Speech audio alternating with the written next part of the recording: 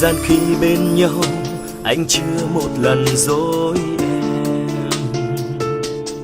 Và thời gian khi bên em anh thấy anh thật hạnh phúc.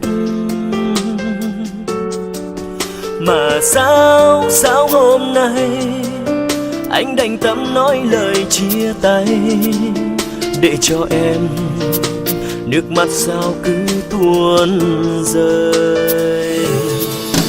Đừng buồn chi em ơi, duyên số ta chỉ thế thôi.